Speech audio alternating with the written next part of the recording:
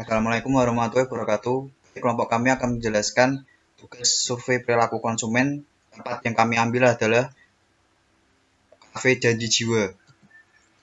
Perkenalkan kelompok kami, saya sendiri Adi Sudan Pratama, kedua Muhammad Izar, ketiga Oke Fendi, keempat Fadi Ahmad, kelima Rizal Putra.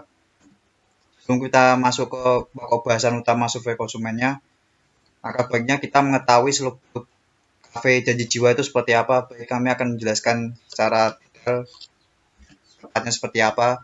Pertama, kopi Janji Jiwa memiliki tagline kopi dari hati. Hal tersebut sejalan dengan misi mereka, yaitu untuk memperkenalkan biji kopi lokal asli Indonesia. Nama Janji Jiwa berasal dari kisah pemilik usaha minuman ini yang sejak dulu memiliki passion di bidang kopi. Dan kopi Janji Jiwa diluncurkan sebagai bentuk janji dari hati yang terdalam untuk menyajikan kopi sebagai salah satu passionnya. Janji Jiwa mengadopsi konsep Fresh to Cup yang menyajikan pilihan kopi lokal. Dengan pengalaman lebih dari 1 dekade, Janji Jiwa juga berhasil menemukan cara untuk menghasilkan produk-produk berkualitas dengan harga yang terjangkau.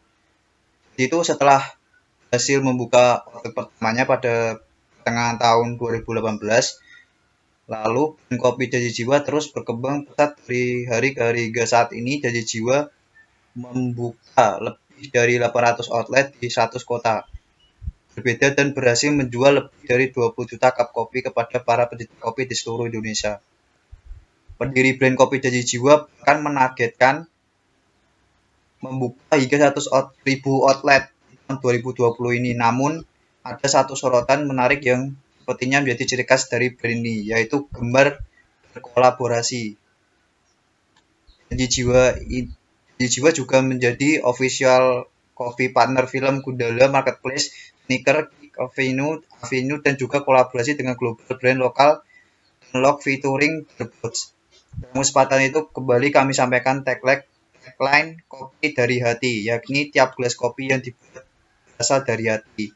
Tidak semata menjual produk, tapi juga menumpahkan passion, skill, dan semaunya untuk konsumen. Kami percaya sesuatu yang dimulai dari hati akan kembali ke hati. Dari hanya 300-450 gelas terjual per bulannya 10-15 per gelas per hari, kini mereka bisa menjual 5 juta gelas per bulan dengan total 700 gerai yang tersebar di 50 kota di Indonesia. Dengan pengalaman itu, Janji Jiwa bisa berkembang lebih pesat ke depannya.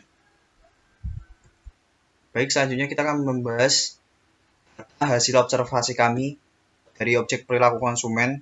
Yang pertama adalah gender. Jadi di jenis kelamin laki-laki terdapat 67 orang dengan persentase 67%, perempuan 33 dengan persentase 33%. Jumlahnya semua total 100 dan 100%.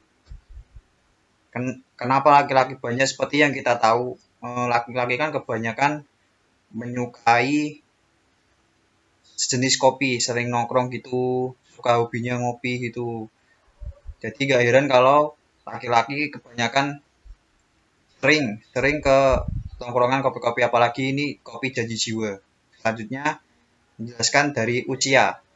Data yang kami analisis kedua, usia dalam segi usia. Pertama, di bawah 17 tahun ada 3 orang, 2%.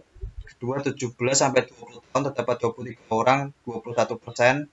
20 sampai 25 tahun 65 orang, 68%. 4, 25 sampai 30 tahun 7 orang, 7%, dan 5 di atas 30 tahun 2 orang, 1%. Jumlahnya total semua 100 orang dan 100% dipresentasikan. Jadi kebanyakan kopi Janji Jiwa ini banyak pengunjung berumur 20 sampai 25 tahun. Kebanyakan dari anak, remaja, dan kalangan muda-muda di atas 20 sampai 25 tahun. Jadi itu di usia antara 20 sampai 25 tahun ini kebanyakan anak muda itu sering gemar nongkrong di kafe-kafe seperti Janji Jiwa. Selanjutnya kami akan menjelaskan level of product knowledge.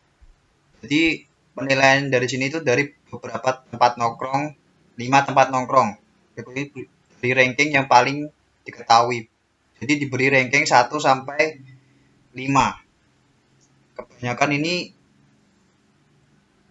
janji jiwa kurang diminati. Biasanya diminati itu paling ketarik poin 3 itu di kopi lain hati dan tepian kopi. Di persentase ini sih yang paling ke bawah jumlahnya sih janji jiwa. Peminatnya lebih ke kafe-kafe lain. Soalnya dari segi fasilitas dan tempatnya sih lebih luas dari kopi-kopi lain. Jadi kebanyakan responden memilih tempat yang sering dia kunjungi. Dan dari sini tuh responden juga membandingkan beberapa kopi, dilihat dari harga dan fasilitas yang diberikan juga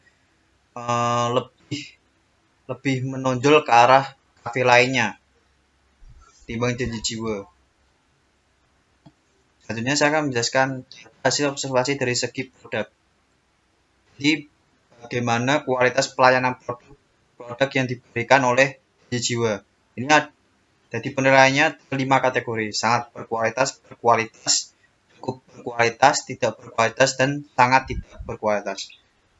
Dari sangat berkualitas berwarna biru muda, berkualitas hijau, cukup berkualitas biru tua, tidak berkualitas warna hitam, sangat tidak berkualitas biru muda. Jadi data yang berhasil saya ambil itu sangat berkualitas 20%, berkualitas 46%, dan cukup berkualitas 34%. Yang paling kecil adalah 20%.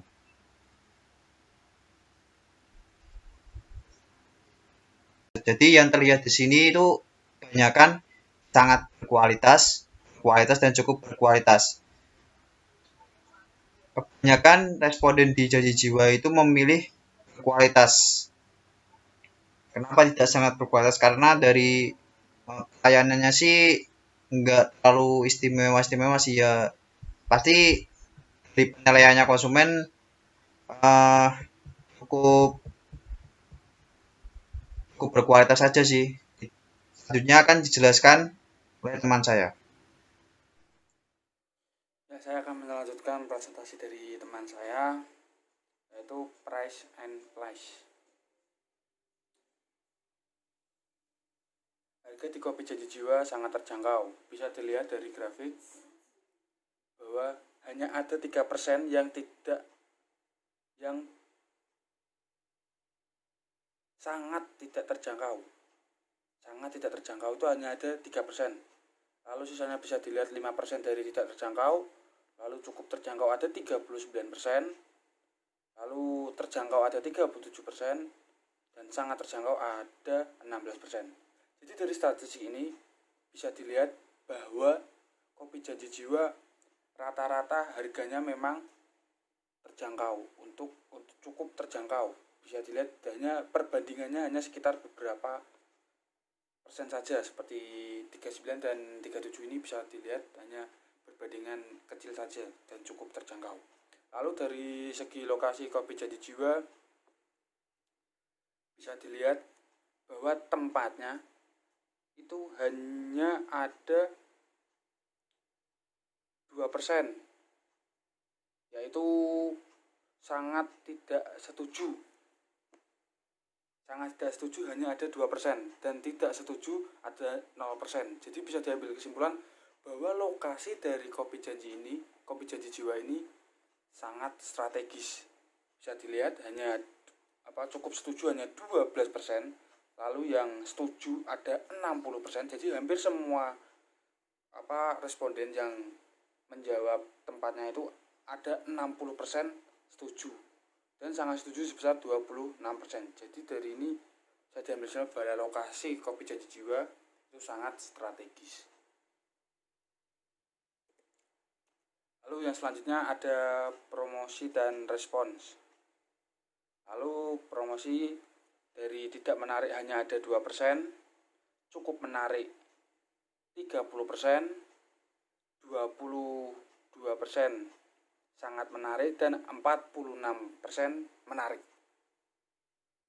Jadi dari ini bisa diambil kesimpulan bahwa segi promosi yang dilakukan oleh kopi Janji Jiwa ini sangat menarik, bisa menarik pelanggan dari kalangan manapun. Lalu dari respon bisa dilihat hanya ada 2% dan 1% yang sangat tidak setuju dan tidak suka dan sangat tidak suka.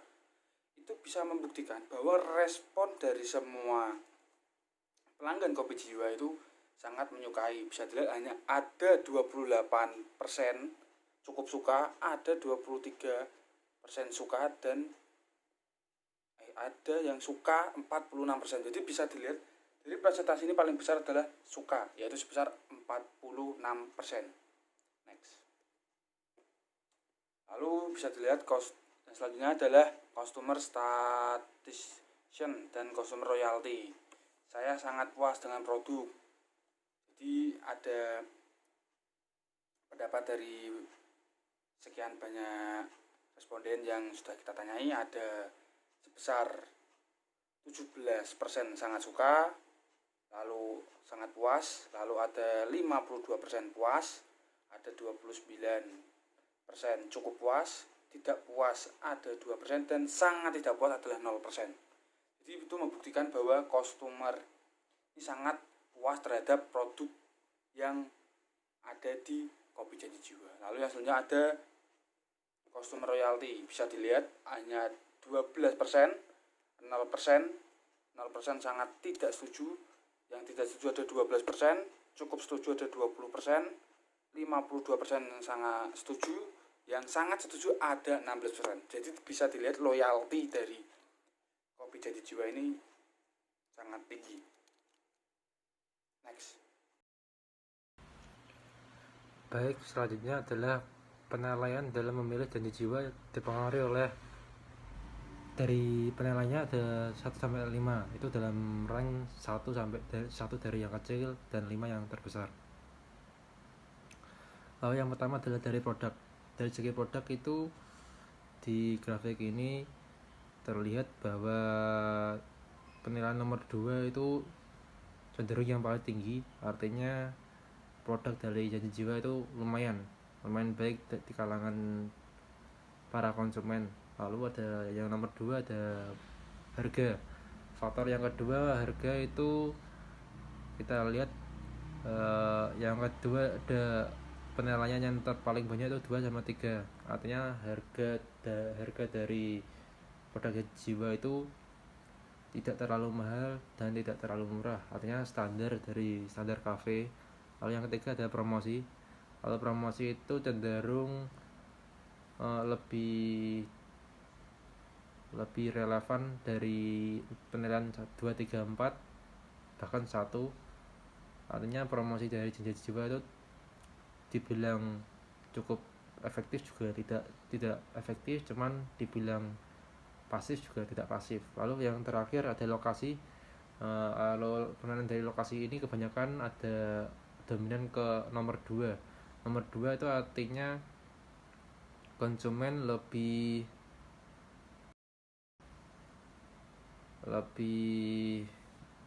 sedikit tertarik dengan lokasi yang dipilih oleh Janji Jiwa. Next. Selanjutnya adalah level of product knowledge. Level product of knowledge ini ditujukan bahwa pemilihan skala dari yang diketahui diberi angka 1 sampai dengan 5. Dari hasil survei menunjukkan bahwa Janji Jiwa mendapatkan skala 1 sebanyak 24 kopi. Lalu kopi lain hati dari 1 sampai 10. Dari skala 1 mendapatkan angka 10 kopi lain hati. Lalu ada tepian kopi. Kalau tepian kopi itu dari skala 1 mendapatkan 8. Sedangkan anak panah kopi dari penilaian 1 mendapatkan 14 kuesioner. Lalu Pico Coffee dari skala 1 mendapatkan 9. Artinya dari level product of knowledge, pengetahuan produk, kopi Janji Jiwa ini sangat diketahui banyak orang dengan penilaian sebanyak 24 konsumen di skala 1. Jadi mayoritas konsumen Janji Jiwa sudah memiliki informasi dan pengetahuan tentang produk-produk yang disajikan oleh Janji Jiwa. Oleh karena itu, saran yang terbaik yaitu terus memberikan informasi yang baik dan memberikan kepercayaan penuh kepada konsumen agar dapat menambah kepuasan produknya. Dan yang ketiga selanjutnya ada produk. Berdasarkan hasil data di atas menunjukkan bahwa produk yang ditawarkan Kopi Janji Jiwa sudah sangat memenuhi konsumennya, karena dari produk dan pelayanannya yang menarik konsumen untuk memberi produk Janji Jiwa. Oleh karena itu, saran yang terbaik dengan mengembangkan produk tersebut dan memenuhi apa yang konsumen inginkan, konsumen lebih tertarik dengan produk Janji Jiwa. Artinya produk Janji Jiwa itu sudah lumayan dikenal oleh masyarakat dan dipandang produk yang baik. Artinya mereka memiliki sebuah brand dan brand mereka sudah dipandang baik di kalangan para pencetak kopi. Selanjutnya ada dari harga, yaitu price. Berdasarkan hasil di atas menunjukkan bahwa harga yang ditawarkan cukup terjangkau dengan responden sebanyak 39% dengan harga yang relatif terjangkau akan sangat mempengaruhi konsumen yang datang dan mengambil keputusan terhadap suatu produk dari Janji Jiwa.